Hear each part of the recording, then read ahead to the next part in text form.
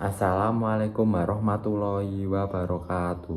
Perkenalkan, nama saya Naufal Lutfi Nawarudin, MPM 252201018 dari Fakultas Kesehatan Program Studi Ilmu Keperawatan Universitas Jenderal Ahmad Yani Yogyakarta. Di sini saya menggambarkan dan menjelaskan perbedaan sel normal dan tidak normal, yaitu alat-alat yang saya siapkan: buku gambar, pensil warna, dan penghapus.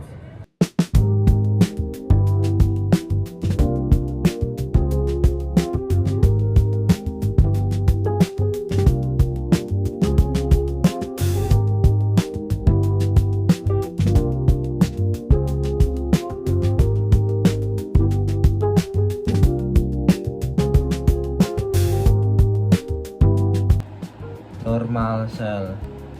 Yang pertama, large cytoplasma. Large cytoplasma adalah kondisi morfologis sel di mana sitoplasma tampak luas atau dominan dibandingkan dengan ukuran inti sel nukleus. Keadaan ini menunjukkan bahwa rasio nukleus terhadap sitoplasma rendah, artinya volume sitoplasma lebih besar daripada inti sel. Yang kedua, ada cervical shape of a nucleus. Cervical shape of a nucleus adalah kondisi morfologis di mana inti sel nukleus berbentuk bulat atau hampir bulat sempurna dengan diameter relatif sama ke segala arah. Bentuk ini menunjukkan bahwa nukleus berada dalam keadaan stabil dan terorganisasi dengan baik, karena distribusi kromatin membran inti dan nukleus tersusun simetris. Yang ketiga, pinchromation. Pinchromation adalah gambaran morfologis inti sel di mana kromatin tampak halus, tipis, dan tersebar merata dalam nukleus saat diamati secara mikroskopis.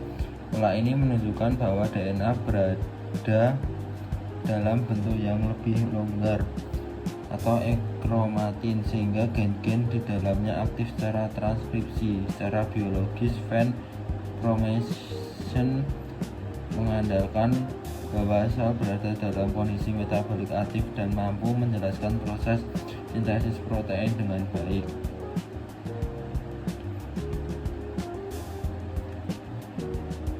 Yang keempat, single nucleus.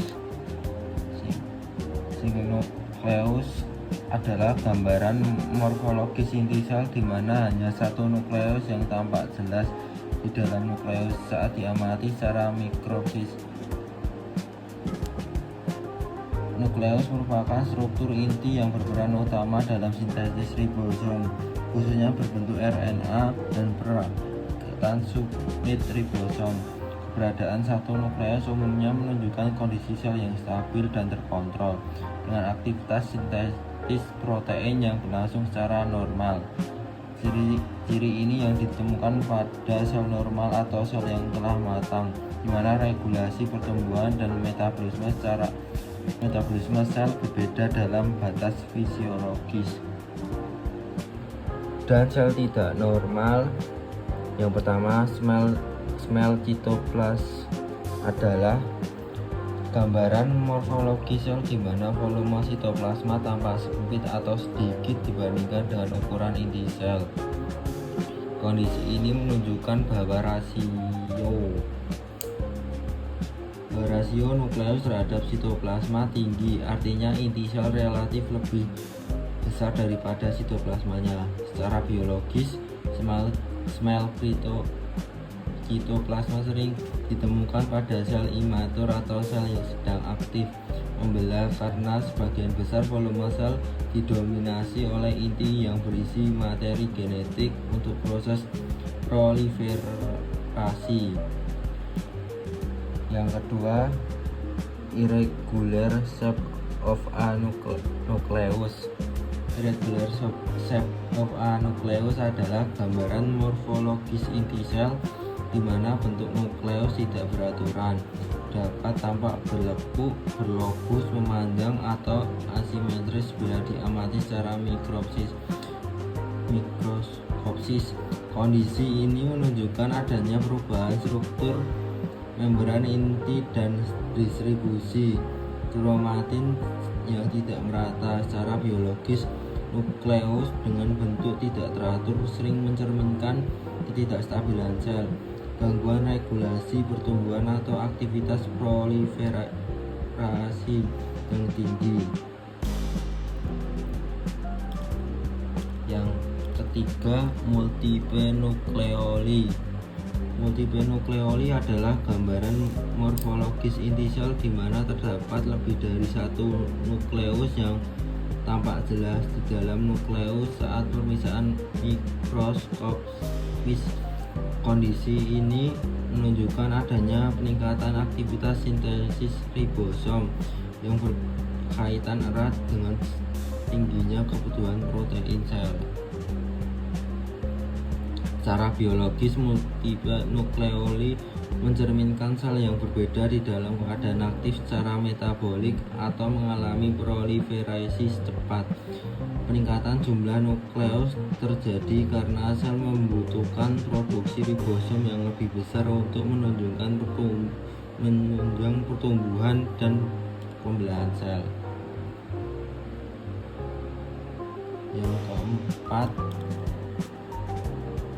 coarse chromation.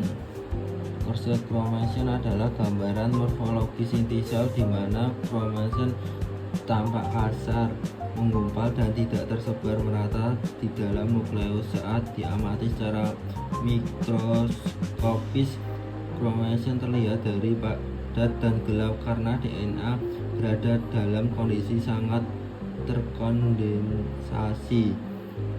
Heterochromation. Secara biologis, coarse chromation menunjukkan bahwa aktivitas transkripsi gen menurun atau tidak teratur, sehingga sel cenderung berada dalam keadaan kurang terdiversifikasi atau mengalami gangguan regulasi pertumbuhan. Cukup sekian video dari saya. Apabila ada salah kata mohon dimaafkan. Assalamualaikum warahmatullahi wabarakatuh. Cukup sekian video dari saya. Apabila ada salah kata mohon dimaafkan. Assalamualaikum warahmatullahi wabarakatuh.